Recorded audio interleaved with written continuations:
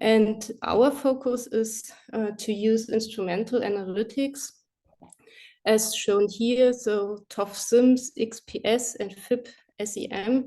So I will come to the method SIMS and XPS in the next few slides. But FIB-SEM is focused ion beam, secondary electron microscopy. And as you can see in the bottom of the slide, so we use this kind of technique to prepare cross-sections and then to have cross-sections in this case into a composite cathode, and to have a closer look in the inside of this cathode material to see after preparing the cross-section what is happening at these interfaces. So we performed the SIMS image later on, and to learn something about the interfacial properties. So as a side note, sometimes we also work together with people from the life sciences, so also biological samples find their way into our instruments. As you can see here, for example, it's a leaf, so the downside of a leaf and this trichoma. And on this right-hand side here, you see a ToF-SIMS image of this bottom side of this leaf. It's quite interesting and makes a lot of fun also to have sometimes a view in another direction than only batteries. But of course, we come back to batteries. And before we go on with batteries, just a few brief introduction into the methods we use. I think, I'm not sure how familiar you are with these kind of methods. I think XPS is more generally known, but again, here a short introduction how this method works. So we analyze our sample surface by irradiating the surface with X-rays, monochromatic X-rays, and the photoelectrons that are emitted by these excited atoms are then analyzed by such a hemispheric analyzer. And from this, we can analyze the kinetic energy and calculate the binding energy of the elements. And this binding energy is specific for the element. And depending on the chemical environment, then you can sometimes see a shift of this chemical, of this binding energy, which gives you some more information about the bonding state and also the oxidation state of your element in your sample. So it's a very surface sensitive technique. So in principle, only photoelectrons from around 5 nanometers can reach the surface without energy loss, and you can detect every element except hydrogen and helium, and you can learn something about the chemistry of your sample. So SIMS, we use SIMS as a complementary technique to XPS. It's also giving you chemical information, but not about the bonding and also not about the oxidation state. And a very big difference is also that SIMS is not a quantitative method, while XPS is quantitative. But SIMS has the advantage of a quite good lateral resolution. Or in the best case, you can achieve a lateral resolution of 50 nanometers, which means you can learn something about the distribution of your components on a sample surface and how does SIMS work. So you have a primary ion gun, so you shoot quite high energetic primary ions to the sample surface. There you have a collision cascade, and secondary particles are emitted from the topmost surface layer, and the charged ones can then be collected by an extraction voltage here, and you can analyze their time of flight by, which depends on their mass to charge ratio. So what you get is, unfortunately, I can't see this part of my slide, but here in the top, you see that you get a mass spectrum. So the information about what is in your sample surface. Then you can also use this primary ion beam to raster over your sample surface like you do it in the electron microscope, and you get an image which shows you the distribution of the elements, but you can not only detect elements, you can also detect molecules in the same time. So this method is suitable for the analysis of inorganic and also organic materials. The third option is that you do a depth profiling, which means you have a sputter gun, different kind of sputter guns. So it's depending on the sample system you want to analyze. And then you can remove layer by layer of your samples and do analysis in between. And then you get a 3D information, depth information, also in 3D of your sample. So you can learn something about the 3D composition of your sample, as it is shown here. So both techniques are surface sensitive, as I said. Secondary ion mass spectrometry is a little bit more sensitive, so you can really trace residues of components in your sample which can not be detected with XPS. So this is also quite useful for battery research, where we sometimes want to look for reaction products which are in a very less concentration in our sample. And we use both to get a hopefully complete picture of our sample. So with this, we come to the batteries. So I think I don't have to explain how a battery works. And this is a sketch or a graph of a solid state battery. And as you already see here on this graph, these battery systems are nowadays really complex. So you have a lot of different components. So you have the cathode. The cathode in this case is a composite. Then you have the electrolyte, which can be inorganic or organic electrolyte, or if you have classical lithium-ion battery, it's a liquid electrolyte. Then you have the anode, you have the current collectors. So you have a variety of different materials in this kind of battery cell. And all these components have different chemical, physical, and electrochemical properties and behavior, and also they behave very differently when they come into contact with each other. When they come into contact with each other, then you have interfaces, and also these interfaces. So we have a lot of interfaces in these kind of systems, and the interfaces, the properties of these interfaces, the chemical composition, the structure, and so on, they have a big influence on the performance of the battery. So they influence the ion and electronic conduction. With this, they have an effect on the resistance you have in the cell, and overall, you have an effect, of course, on the cell performance, on the cycling stability, and also on the effective charge and energy density in the end. So from our analytical point of view, this is quite good because we have a lot of things we can look at, and we do so. So we have interest in analyzing the anode side. We also have a closer look at the cathode side. So this is an example you have already seen before, where we look at the interface of the cathode active material when it comes into contact with the electrolyte. And we are also interested in the electrolyte itself. In the last time, we focus really on polymer electrolytes and their stability issues against the anode, but also against the cathode side.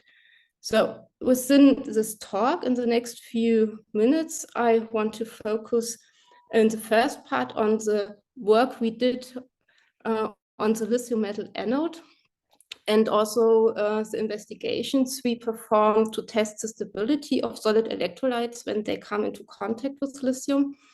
And in the second part, I will focus more on these stability issues when it comes to a polymer electrolyte, and the last part will be about hybrid systems and the properties of these hybrid systems.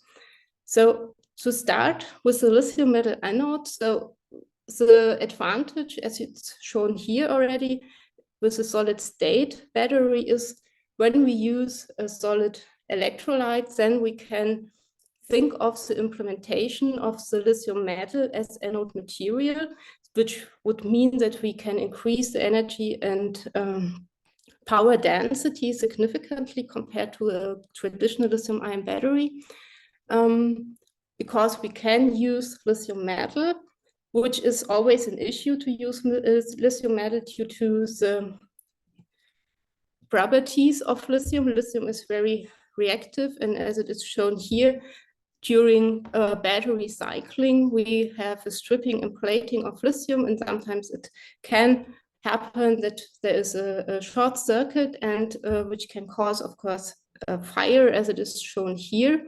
So this is more severe when you have a liquid organic electrolyte, which is flammable. So if you replace this by a solid one, then you increase the safety significantly, and this might open up the usage of the lithium metal also in these solid state battery systems. Still, we have this issue of the dendrite formation, as it is shown here, also for the solid electrolytes. And this dendrite formation, we know that this depends on the property of the lithium surface. So there are works that show that if you have a contamination on the lithium surface, that this contamination can act as a nucleation spot, and then dendrites are formed starting at these contamination particles. So it's very important to really know about the chemistry and morphology of the lithium surface. And we know, of course, lithium is very reactive, so it reacts immediately with almost everything it comes into contact with. So we never have a real pure, clean lithium surface. We always have some reaction layer on top. And to really evaluate the performance of this lithium metal, we have to know what is on top of the surface. So we have to characterize this reaction layer. And this is what we did in a framework of a PhD thesis from Svenja Otto. So she really used XPS and SIMS a lot to have a closer look on this lithium metal. So she took the commercial lithium foil we usually use to build our cells, and then she analyzed it here in the first step with XPS. And what we could see is that we have a passivation layer as expected on top. It consists of lithium hydroxide and carbonate, and underneath we have lithium oxide. And with SIMS, we could show as well that there is a passivation layer, but we also could show that this is a layered structure, so that we have the carbonate and hydroxides on top and the oxide underneath. And you see here in the 3D reconstruction that on top there is also carbon hydroxide contaminations, and then we have this carbonate hydroxide layer and the oxide layer until we reach the metallic lithium. So this was quite interesting. And the thing is that, of course, when we use this lithium foils, we order big packages, big rolls. So we have to store these lithium foils in our glove boxes. And as we have seen, there is a passivation layer on top. The question was, how do this passivation layer changes during storing? So does the storing or the storage of these foils have an effect on the passivation layer? And yes, it has. So we could see that depending, of course, on the condition of the glove box we used for the storing. So we have different glove boxes. Some are very clean, and others there are synthesis and preparations and so on. So on the foils stored in these kind of boxes, we find a lot of contaminations on top, of course. But we could also see, depending on the storage time, that the lithium oxide content increases. And with SIMS, we could really nicely see the thickness, how the thickness of this passivation layer grows with storing time. What we also could see is that this hydroxide and carbonate layer on top has a protective role. So it helps to protect the lithium against the reaction with other gases like oxygen or even nitrogen. Only water is a problem, what you can see here quite nicely.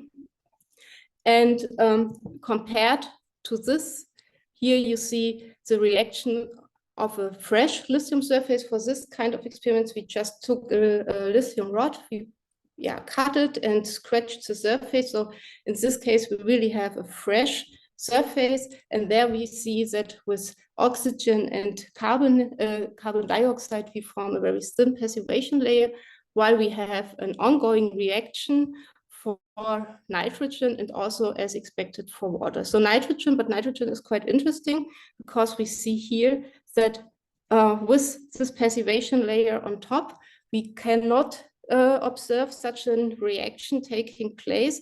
And this was also the explanation for an observation he made. So for our experiments, we punched out the lithium foils, and sometimes, as you see here, these punched out samples turned or tarnished, turned brown and were really brittle, and sometimes not. And the explanation is that sometimes it happens that we damage the passivation layer, and then even in a glove box without nitrogen filter, the lithium foil reacted completely with nitrogen and turned or converted into lithium nitride.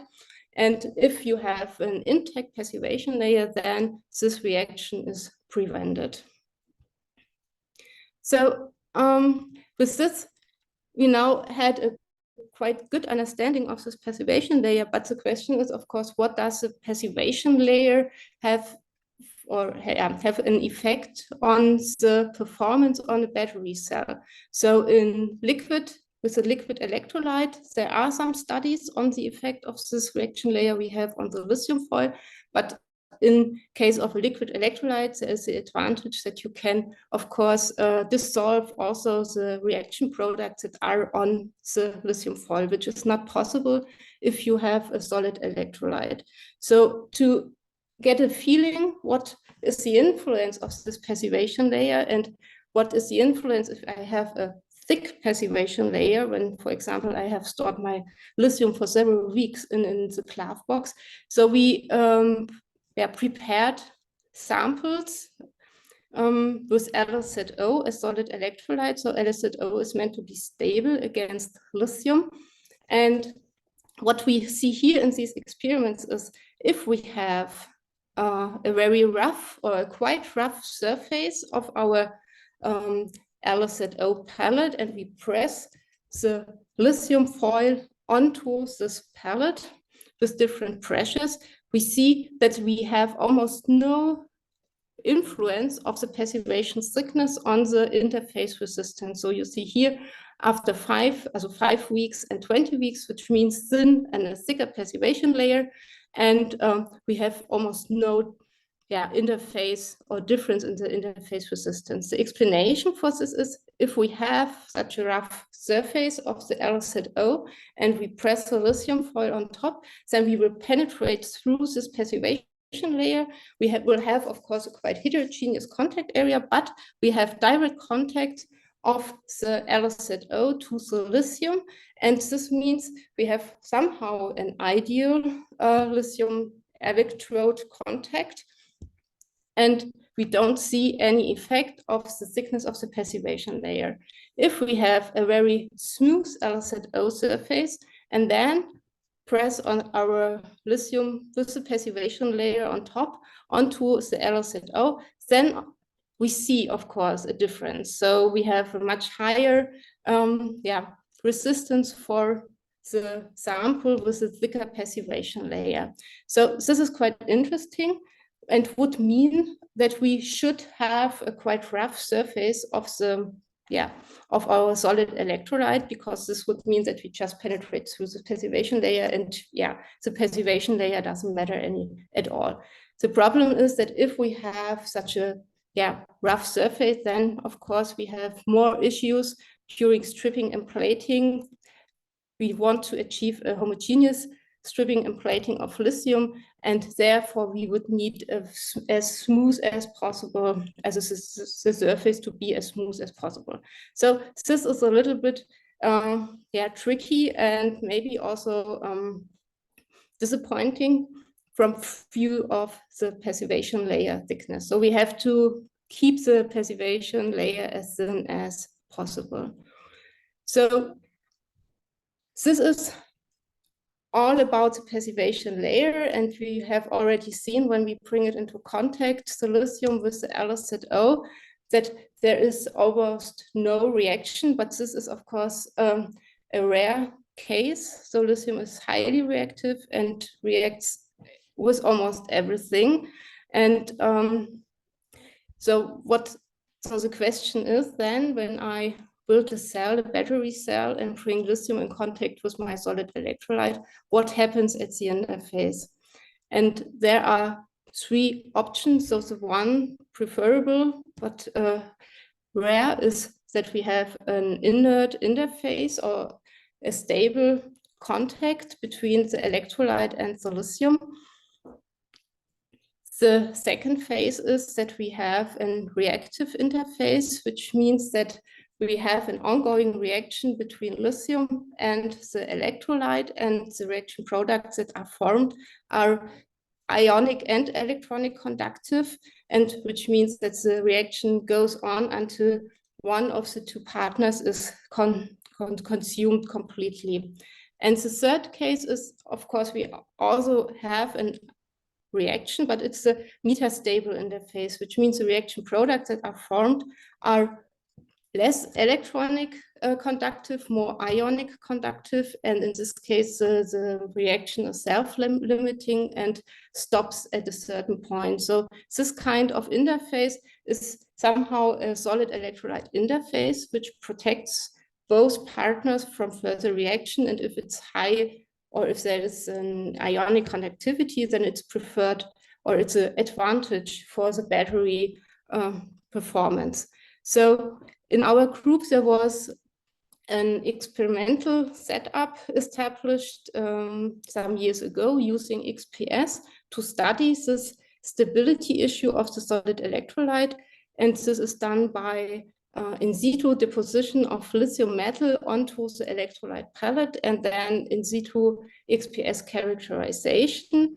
And with this, you can then differentiate between an MCI or an CI formation. So if there is a mixed ion conducting, electronic conducting interface formed, or if there is a somehow stable interface.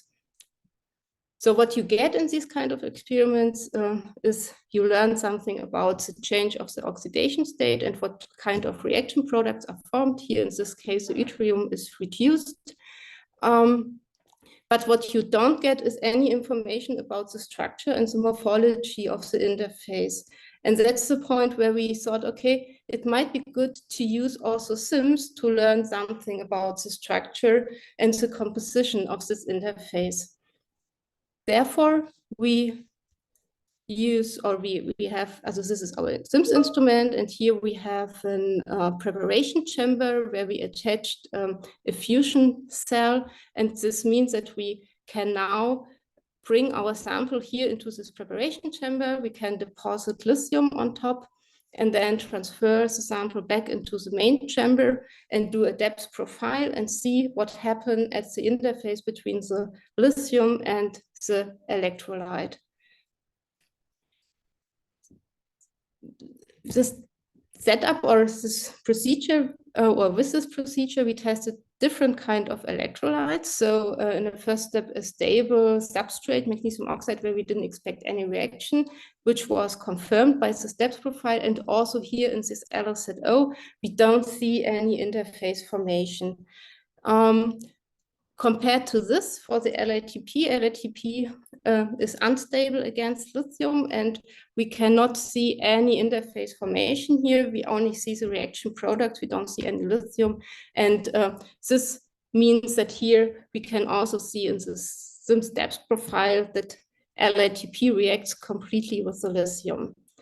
And here for the LPSCl, the agirodite, we see quite nicely that we have a reaction here. So this is the interface layer that is formed, but it is stable, it's not growing. So we have here the case of an SEI. So also with SIMS, we can do the classification between a stable and unstable interface from lithium to the solid electrolyte. But what is the benefit of SIMS? So as I told you, we can learn something about the structure. So here at the right-hand side, you see the XPS depth profile, and on the left-hand side, you see the SIMS depth profile. And what you can see here is that we have a layered structure of this interface. So we have a sulfur-rich region, which is closer to the lithium, and we have a phosphorus-rich region, which is closer to the solid electrolyte. This is also shown here in such a wedge crater preparation. So you see nicely sulfur-rich and phosphorus-rich. And what we also could show is in an in-situ AFM measurement. So we have the AFM attached to the SIMS instrument, so we can pause our SIMS measurement in between, go to the AFM, do a measurement in the AFM, and go back and proceed with the SIMS. So doing this, we were able to measure the crater depths of the interface, or the depth of the interface, and we saw that it is much thicker than expected. So we had a thickness of 250 nanometers, while we had calculated before from electrochemical measurements, impedance spectroscopy, from the conductivity of lithium sulfide, that there should be a very thin reaction layer of only 50 nanometer. So our experiments showed that we have 250. So this is something which is remarkable, I would say. And just to show you how what further is possible with SIMS is that we can also use this high lateral resolution to see here that we have a special structure also of this lithium sulfide. So this is a kind of other experiments, but still we see here that we have a lithium sulfide particles with oxygen cores inside. So this is a advantage also of SIMS, so that you really can learn something about the small features in your sample system. Going from these kind of experiments, so we tested a lot here with the solid electrolyte and somehow complemented the XPS experiments that have already been done. But now we focus more on the stability investigation of polymer electrolytes. And in an ongoing master thesis, we started to test the stability of PEO against lithium. And for this, we prepared very thin spin coat, layers of PEO via spin coating. And then we bring then the samples into the SIMS, but also XPS, to SIMS analysis, and we can then deposit lithium on top and do the same as shown before. So do depth profiling to learn something, what is happening at the interface between the lithium and the polymer. Here are some preliminary results. So this is a depth profile through the lithium going into the PEO. And we see that we have here an interface region.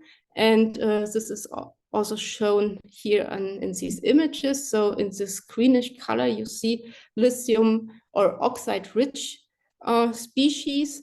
And in this purple colors, these are fragments representing the PEO. So we have this interface layer here.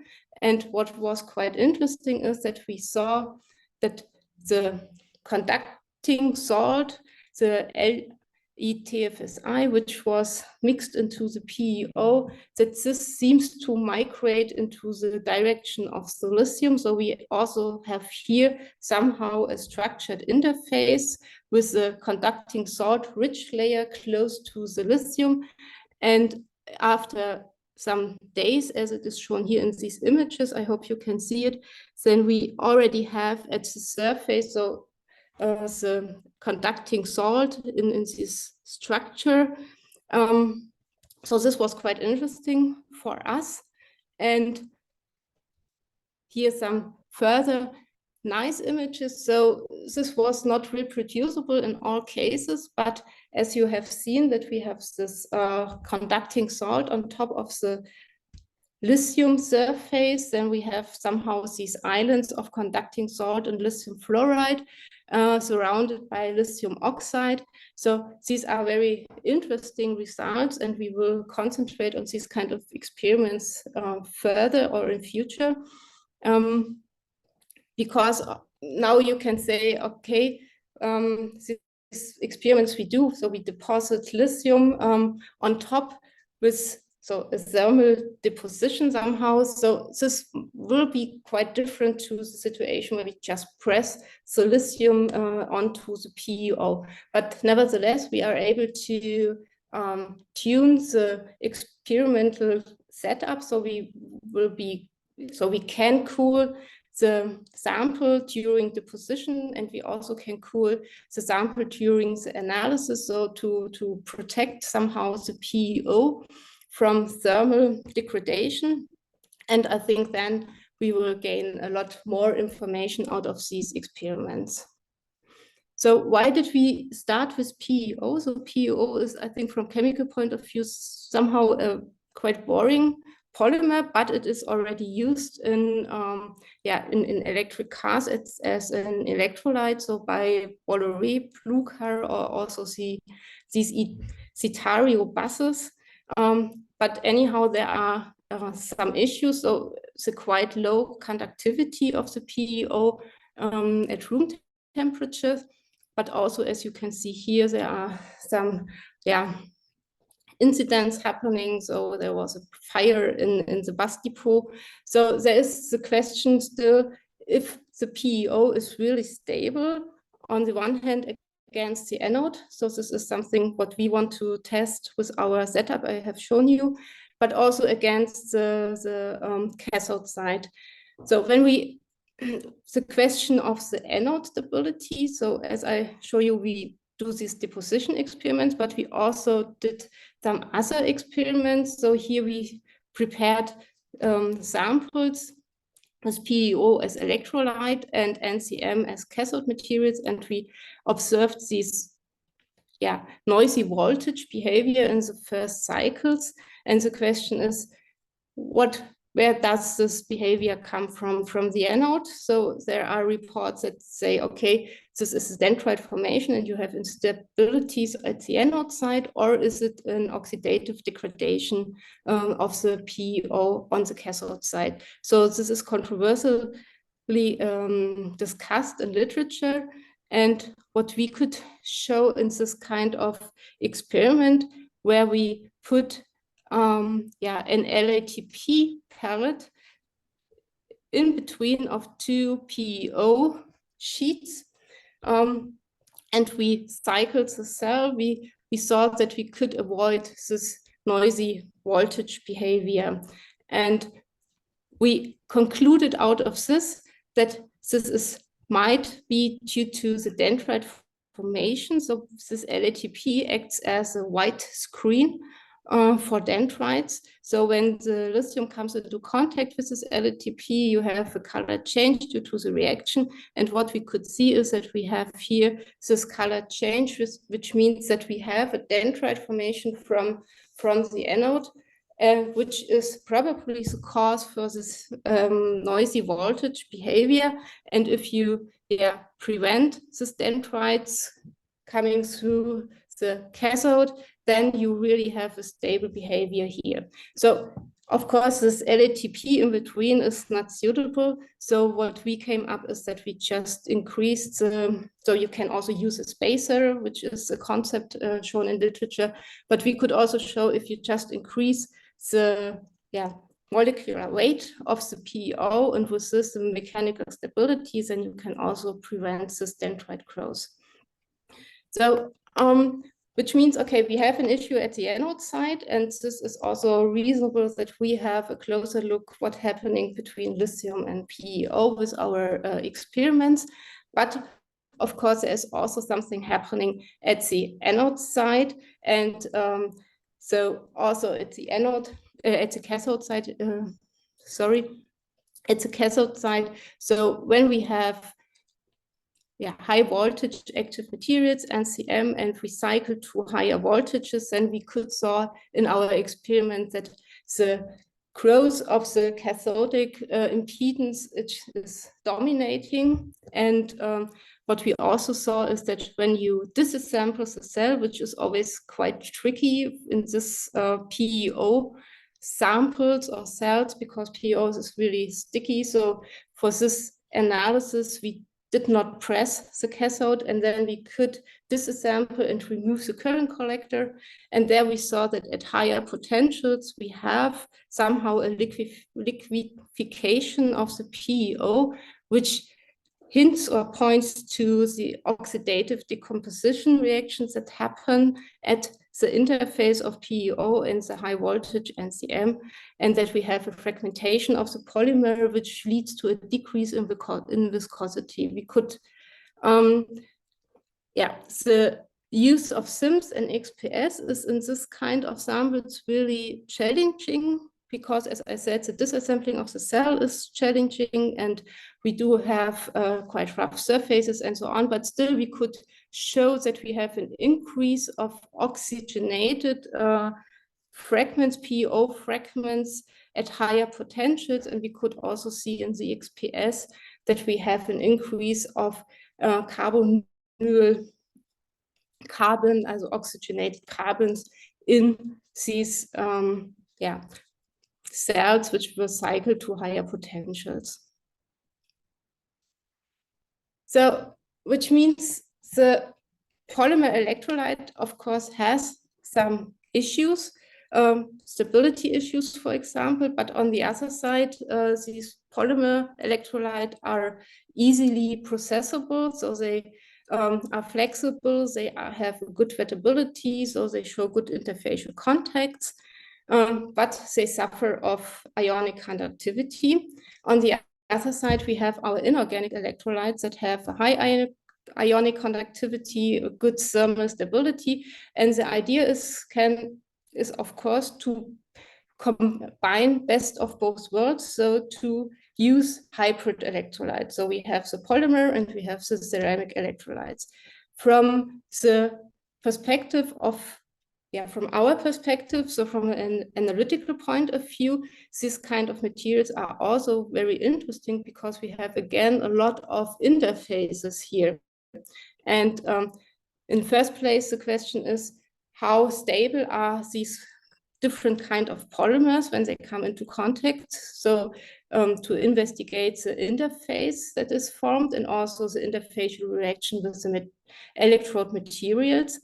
But what is also quite interesting is how does the lithium-ion conduction works in these kind of materials. So there are different options. So lithium ions can move through the polymer matrix, or we have somehow conductive interfaces at our filler material, or the ceramic fillers, because they have a higher ionic conductivity, are the preferred pathways for the lithium ions. And this is something we thought that it's very interesting to investigate, and we want to use investigate this using SIMS. So by imaging the lithium ions and how they move in our sample system, and for this we use lithium-6 isotope so that we really can differentiate between the lithium-7 and the lithium-6 and see how the lithium-6 move through our sample system. So we can, during stripping and plating, we can visualize the lithium distribution, and we can see if we have an enrichment of the lithium-6 in the particles at the interface, or if it's just in the polymer matrix. So this is the idea. And of course, we have the idea to do the cycling, stripping, and plating experiments inside the SIMS machine, and then to analyze in situ or in operando how the ions are moving. So the first challenge for this is, of course, that we have to prepare a cross-section where we can access the area between the both electrodes. And here is shown one possibility. So we prepare an LZO PEO pellet. We have copper on top as electrode and then the lithium-6 metal, and we just cut the pellet with the ultrasonic knife and then bring it into our sample holder. So for this experiment, we designed a special sample holder, which is shown here. So it's a kind of cube. This is based on a Leica system. So we use Leica transfer system to shuttle our samples from one instrument to the other without bringing the samples to the air.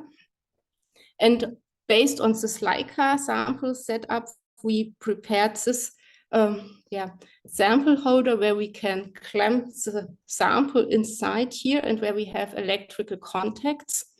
And this stub is then transferred to a sample holder of the SIMS instrument, which has also here the electrical contacts. And then we have a potential start connected, and which means that we can, inside the SIMS instrument, do electrochemical experiments, so stripping, plating, cycling, and so on, and do the analysis. So, but as I already said, the sample preparation to get a really nice cross-section is a prerequisite for successful experiments. And here you see the result when we use an ultrasonic knife, and we have here the lithium-6 metal. You can see it quite nicely here in the ion image.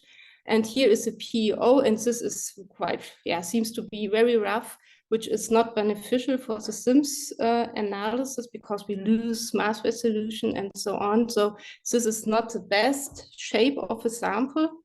And of course, we do not know if we have introduced some degradation just by cutting with this knife. But anyhow, we can distinguish our lithium metal. We see the PEO and we also see the LZO particles inside, and we also can analyze the ratio of the lithium-6 isotope, and we see that we have a gradient here into our PEO polymer. So what we can do out of this is we can define diffusion coefficient. Of course, therefore, we don't need any potentials or cycling experiments. So we can just bring the lithium in contact with the PEO and then image the distribution of the lithium ions in the matrix, in the PEO matrix. In the PEO matrix. So this is a kind of experiments we want to perform in future more in detail, but we have to optimize the sample preparation. And another option is to, again, build this pellet, cut it here. We did it with the scalpel. Then we have, again, a special sample holder, which we can introduce into an ion polishing mill. And with this setup, we obtained already quite nice cross-sections. And still we have an issue here with the polymer because of the beam sensitivity and so on, but we are able to cool the sample during the milling process, and we hope that we can reduce the sample damage. And in this experiment here, it was already quite successful. So we can see the single particles of the LZO, and we also see that we have here a gradient of the lithium-6 into the material, and also that the LZO is lithiated. So I think that's quite promising, and which means that we have established now this setup to do SIMS analysis in situ, during cycling experiments. And of course, we have to optimize the preparation of the cross-sections depending on the material we want to investigate. And this setup is useful to investigate lithium-ion pathways in these electrolyte systems. We can investigate diffusion processes and also dissociation processes, and it's transferable to other systems. You only need a stable isotope, so I think this rules out sodium, but maybe for magnesium it's an interesting option. Yeah, with this, I'm already at the end. I hope I could show you that SIMS and XPS are useful characterization methods in the field of battery research, so that we can learn a lot with these methods on the anode side. So yeah, XPS and SIMS for stability testing. We used SIMS and XPS also to investigate in detail the properties of lithium surfaces. And we also can have a look at the cathode side, investigate coatings, do cross sections to learn something about the cathode electrolyte interface. And yeah, with this, I'm at the end. And yeah, I thank you for your attention.